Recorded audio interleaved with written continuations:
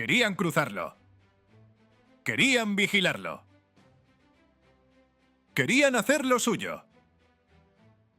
Porque el mar no era solo peligro, también era poder. Y por eso los imperios nunca dejaron de obsesionarse con él. Pero ahí estaba el problema.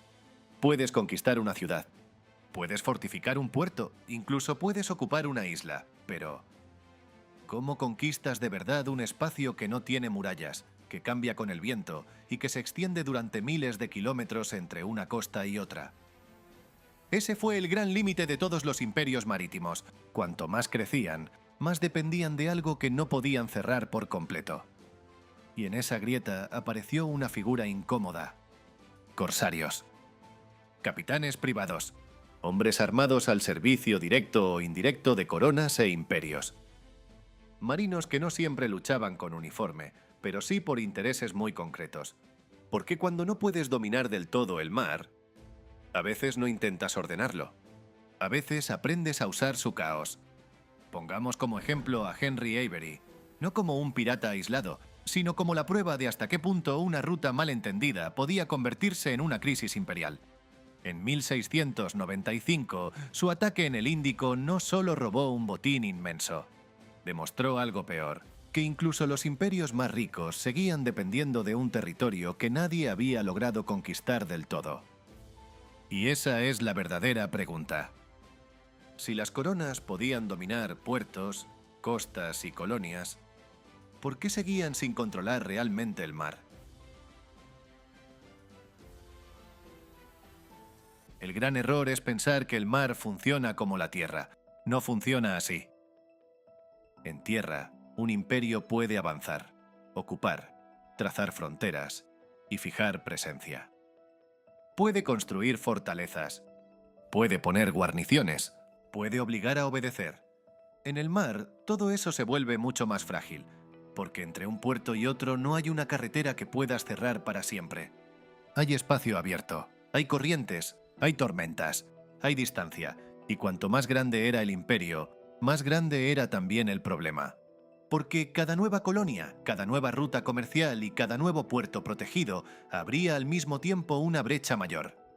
Más mar que vigilar, más barcos que escoltar, más mercancías que proteger. Más oportunidades para que alguien golpeara justo donde no estabas mirando. Esa es la paradoja marítima. El imperio crece, y con él crece también la parte del mar que no se puede controlar del todo. Por eso, durante siglos, el océano no fue un espacio vacío entre tierras. Fue el gran territorio intermedio del mundo. El lugar por donde se movían plata, especias, esclavos, seda, armas, noticias y poder. Y precisamente por eso también fue el lugar donde el poder se volvía más inestable. No hacía falta conquistar todo el mar para hacer daño. Bastaba con conocer una ruta, un convoy, un tramo demasiado rico y demasiado lejos de la protección inmediata de una flota. Y ahí es donde empiezan a tener sentido los corsarios y los piratas a sueldo. No como personajes folclóricos, sino como una respuesta muy concreta a un problema real. Si el mar no podía dominarse por completo, alguien iba a aprovechar esa falta de control. Y algunas coronas descubrieron que, en vez de luchar siempre contra ese desorden, también podían dirigirlo. Imagina que eres una corona europea. Tu enemigo comercia más que tú. Sus barcos cruzan rutas más ricas. Su red marítima es más grande, pero tú no puedes cerrar todos esos mares. No puedes patrullarlos siempre. No puedes proteger cada convoy ni perseguir cada amenaza. Entonces aparece la tentación. No dominar el mar por completo, sino hacerlo más inseguro para el rival que para ti. Y ahí nace la decisión incómoda. ¿Intentas imponer orden en un espacio que sabes imposible de cerrar del todo? ¿O aceptas el juego real y permites que hombres armados, rápidos y difíciles de atribuir, hagan por ti el trabajo sucio? Porque ese fue el dilema. No elegir entre ley o caos, sino decidir cuánto caos estabas dispuesto a utilizar, mientras todavía te sirviera. Durante un tiempo, las coronas descubrieron una solución tan útil como incómoda. Si no podían controlar del todo el mar, podían aprovecharse de quienes sabían moverse en él mejor que nadie. Ahí aparecen los corsarios. No eran simples piratas, pero tampoco eran marinos normales. Eran hombres armados con permiso para hacer en el mar lo que una corona no siempre quería hacer con su bandera de forma abierta. Atacar barcos enemigos, golpear rutas comerciales, sembrar miedo en mar abierto. Y eso, para una potencia marítima, era demasiado útil como para ignorarlo. No hacía falta mantener una gran flota en todos los mares. A veces bastaba con permitir que otros hicieran el trabajo sucio. Y ahí el mar se volvía todavía más ambiguo, porque lo que para un imperio era piratería, para otro podía ser estrategia. Eso explica por qué figuras como Francis Drake fueron tan importantes. Para España, Drake fue un pirata peligroso. Para Isabel I, en cambio, fue un corsario útil. Un hombre autorizado para hostigar intereses españoles y desgastar una red imperial mucho mayor que la inglesa. Henry Morgan repite la misma lógica en el Caribe.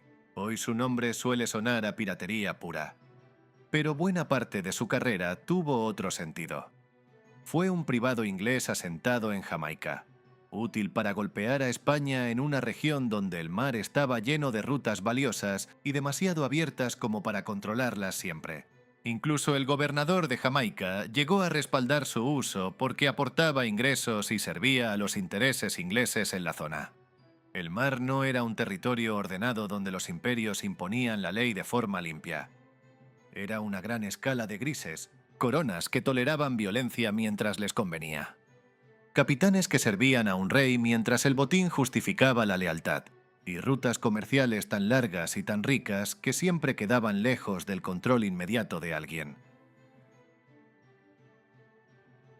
El problema no fue expulsar a los piratas, fue decidir cuáles convenía dejar en el mar. Durante un tiempo, esa ambigüedad funcionó. El caos marítimo no destruía el sistema. Formaba parte de él. Pero entonces apareció un problema mayor.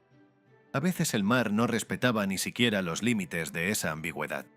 Y ahí entra Henry Avery. Su historia empezó mucho antes del gran golpe del Índico. Empezó en La Coruña, en 1694, mientras el Charles II estaba fondeado en el puerto coruñés. La tripulación se amotinó por impagos y frustración. Avery, que era primer oficial, terminó al frente del motín. El barco fue rebautizado como Fancy, y aquella decisión cambió su vida. Y bastante más que eso. Esto no es una simple anécdota, porque una de las historias piratas más famosas del mundo no empezó en una isla remota ni en un escondite tropical. Empezó en un puerto atlántico europeo. En un lugar aparentemente normal, en el borde de una red marítima global que ya conectaba a Europa, África, Arabia, India y el sudeste asiático. Y eso ayuda a entender algo importante. Avery no se lanzó al mar para vagar sin rumbo. Fue hacia donde estaba el dinero, hacia una de esas rutas donde la riqueza era inmensa, las distancias enormes y la sensación de seguridad mayor de lo que debía. En 1695 atacó en el Índico al Ganji Sawai, un gran barco mogol, después de haber capturado también el Fateh Muhammad. Aquello no fue solo un robo espectacular, fue una sacudida diplomática y comercial de primer nivel, porque el golpe de Avery dejó en evidencia algo mucho más incómodo que la simple existencia de un pirata. Dejó en evidencia que una ruta comercial imperial podía parecer protegida, y no estarlo de verdad. Que un imperio podía dominar puertos, factorías y costas, y seguir dependiendo de miles de kilómetros de agua imposibles de cerrar del todo. Que la riqueza del mar era también su debilidad. Aurangzeb, emperador mogol, reaccionó con enorme dureza. La Compañía Inglesa de las Indias Orientales quedó bajo presión. De pronto, Inglaterra tenía que demostrar que no controlaba ni protegía tan bien como parecía una de las rutas más valiosas del mundo.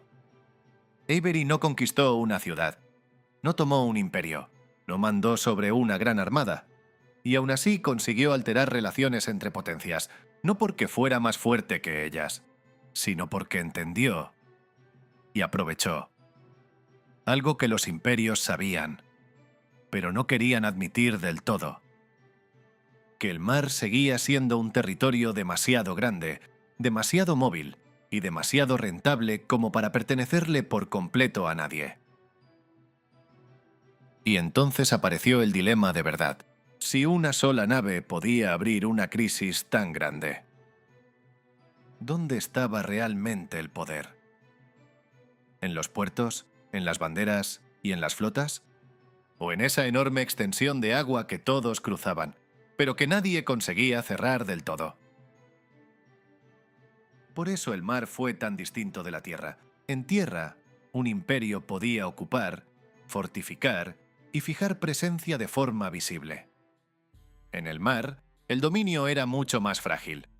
Dependía de información, de convoyes, de puertos seguros, de capacidad para reabastecerse, de saber qué rutas merecía la pena proteger y cuáles no.